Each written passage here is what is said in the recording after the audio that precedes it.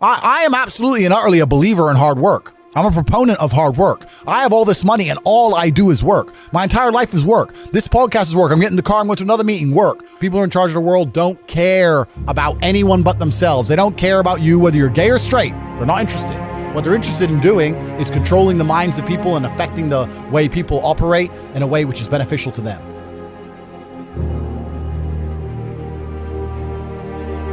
Even when I was going to school and they're sitting there going, you're not going to get a good job if you don't get good grades, I was the one sitting there going, you're a liar, shut up. I just knew the teacher was lying. I knew school was bullshit. I knew college was bullshit. I knew university was a lie. I always knew it was a trick and a con. I didn't truly understand things to the level I understand them now. But I had an intrinsic understanding, and I think everybody does. If you're at a gas station and it's 3 a.m. and a Lambo pulls up and a guy gets out of it, you're thinking criminal, drug dealer, gangster. Yeah. You're not thinking, he has a uni degree. Because you're not going to think that. So when you see money, people don't even associate the money they see with university. But then they go, I want to make money, so I go to university. It doesn't make sense. It doesn't make sense at all. So I think everybody knows that the system and the path they lay out for you is not a path that's going to lead to where you want to be. And I didn't know what the other path was, but that intrinsic distrust for the system and that distrust for the things they wanted me to do made me search for other avenues. And then I found it, right? And if you speak to the people who are richest, if you speak to the people you know, this is for everyone at home as well, if you speak to the people you know who have the most money and go up to them and say, hey, what made you rich? None of them say school. Do any of them say school made me rich? I got an A in GCSE. Like, who gives a shit? It's just bullshit, right? So it's all indoctrination. So I knew it was indoctrination, and for that reason, I was always searching. Searching. Truthfully, if you want to learn a lesson about business, you're going to have to suffer at some point, right? So we always say that most people are not successful with their first companies, X, Y, Z, blah, blah, blah. I get that. The truth is, there's a lot of people who make a lot of money with their first company, but they just spunk it, act an idiot, and it all blows up in their face. And that's how you get the discipline on your fourth company, that when you have $3 million in the bank, you just leave it there. You know, and don't be done with it. So you need to go through some pain. You need to experience some negative things. You need to have to a degree some trauma to really even learn any lessons. So yeah, business studies. You're right. The book does not teach you anything about business. You need to get out there in the streets. You need to make the mistakes. You need to suffer. You need to have the tax man knocking at your door. You got to deal with all that stuff so that you make sure it doesn't happen again. I really think that humans are stupid enough to only learn the hard way. When I was broke, I knew exactly how much I had, but now I'm at a point where it gets really difficult to truly measure how much money I have, because you have cash, okay, that's easy. I have some crypto, which is constantly fluctuating, and then you have assets, and the price of the assets is constantly fluctuating. And then I have companies and income streams, which need to be valued, and how do you value them, right? They can be an 8 times multiplier in some circumstances, and others, they'll be a 10 times multiplier. Yeah. So it's really difficult for me to put a value on it. If you were to say to me, how much money do I have in the bank? But then even then, so I've got to be careful what I say on this podcast. But even then, once you have a healthy respect for money, once you get past a certain amount of money, you don't need it in the bank. Like there's no point in me having 50 M liquid in the bank. Why? What am I going to buy? You know, you're like, as long as you have whatever you have in the bank to run around the world with, you have enough. So you try and put that money to use, right? You buy assets, X, Y, Z. So it's really difficult. I mean, I have my online school, which we'll talk about later, Hustlers University. Yep.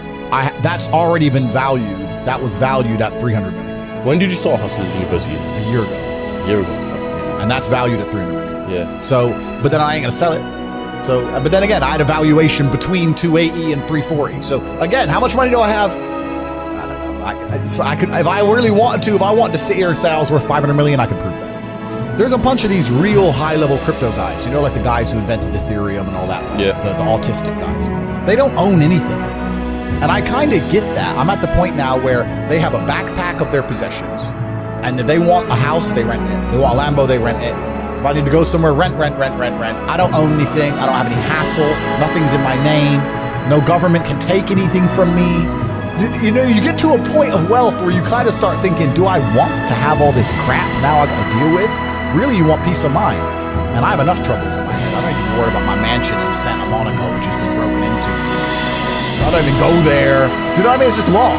So that's that. And then also what I was saying earlier about property being a tool to the matrix. If you buy a $10 or $20 million property under a government, you can't piss that government off. You can't disagree with that government. You can't, if the tax authority of that government says you owe them money, you better fucking pay it.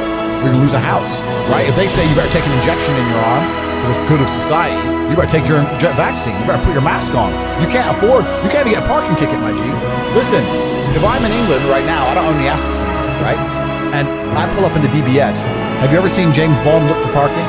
Me neither. No, fuck no. He parks up and gets out. That's what I do. Park up, boom, get out. I don't look for parking.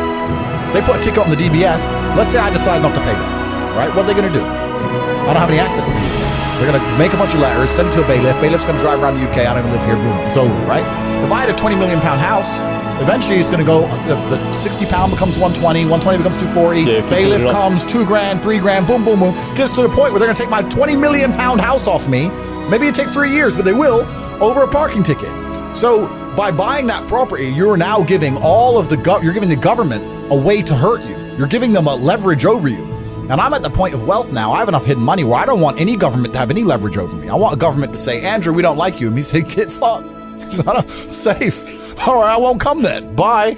And that's the problem with property. Property is a tricky one. I know you can make money with it, but you have to understand that they'll use it against you, man. It's a leverage. So, but let me ask you though. I completely understand the whole concept of coming out of the matrix and stuff. Yeah. But for what reason? What's the end goal? Where do you see your life in terms of in the future? I'll tell you why. I always knew I wanted to escape the matrix before I escaped it. Let me tell you why. If COVID has not woke people up in the last 3 years, I don't know what's wrong with you. The government came along, closed your business down by force, forced you to have a medical procedure you didn't want, made you stay in your house and cover your face because of something with a 99.9% fucking survival rate. They come along and literally broke every single rule. They broke the Geneva Human Rights Convention, every single law that they wrote themselves. They just broke them all under the guise of safety. More people committed suicide from mental health issues, or more people died from missed doctor's appointments for real diseases because of this crap. They came along and did it because they were told to by someone above the government, because the government's not even in charge of anything. And now they've gone back to normal. Everyone thinks they're not going to do it again for some other reason. You think across the next 30 years they're not going to come back with some new shit? Fuck them. Next time, when they come along with this crap, I'm out. I'm bouncing. See ya. When they did this, I went to Sweden. Sweden was open the whole time. Sweden never locked down. I was in clubs in Stockholm while everyone else was here locked in their houses clapping for the NHS like a jackass. I was in the nightclub. No masks, no vaccine, no lockdown, nothing. Running around with Swedish chicks. So I just run to freedom, right? But if I had, let's say, a big property within the UK, I can't just say fuck the UK. Yeah. So once you escape the matrix and you try and find a way to get your wealth outside of the system, then you can exist geographically anywhere. And once you can do that, then laws don't really apply to you. If they made a law in the UK I was unhappy with, I'd just leave. And if they made a law in Romania where I live I'm unhappy with, I would just leave. I don't have to be a lawbreaker. I don't have to be a criminal. I'll just go somewhere else, right? So property kind of ties you down, things tie you down. And if you look at the real high levels of wealth, if you look at the billionaires and stuff, they're trying to do the same thing. They don't own anything. They have a share in a company which owns a shell company in the Cayman Islands, which owns this subsidiary of a company in Dubai, which owns a boat they can use. Yeah. It's that Aikido. It's the same thing. Get out of the matrix. That's what everyone's trying to do. When I talk about the matrix, I'm talking about the systems which have been created by society, which are deliberately designed to enslave. In the movie, the matrix were used for our body heat, but here in this matrix, we're used for our efforts and our energies. And you're existing inside of a system which is deliberately rigged to make the rich richer and for the poor to stay poor. Yeah. And you can sit there and get upset about it. You can sit there and cry about it and say the system needs to change, which is what some people do, socialists, XYZ. But I know that's a waste of time, right? That's futile. The best thing to do is to understand the rules of the game and find a way to win. So yes, the game is rigged. Yes, the rich are always going to get richer. Yes, the poor are always going to struggle. And that's the way the game is set up. So you still need to find the best move on the chessboard. There's no point sitting there saying, I want to play a different game, because that's never going to happen. Because the people with the money are the people who have the control and they have the power, and why would they have the game set up any other way? Why would they change it? Right? It's also the basic of economics. I think a lot of people don't understand the true basics of economics, and the basics of economics state that even giving money to the poor, it ends up back in the hands of the rich. There's no way to stop the rich getting richer. I've already explained this before.